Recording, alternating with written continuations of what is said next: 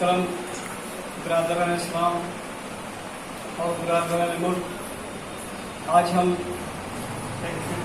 BTRI کا ہفتہ روزہ خاص ایشو سیرت نبی صلی اللہ علیہ وسلم پر جو شائع ہوا ہے جماعت اسلامی کے آفس میں ایشو کر رہے ہیں۔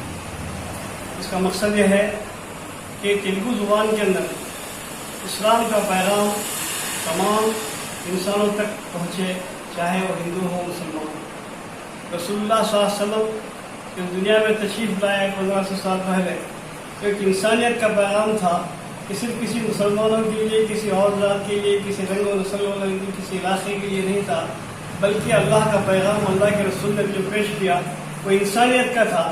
وہ انسانیت کی ہدایت کے لیے اللہ تعالیٰ اپنے رسول محمد مصطفیٰ صلی اللہ علیہ وسلم کو دنیا میں بھیجا ہے۔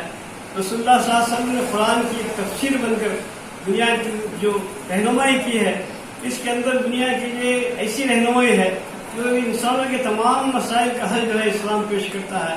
اور رسول اللہ صلی اللہ علیہ وسلم سیرت دنیا والوں کے لیے ایک بہترین ماڈل ہے۔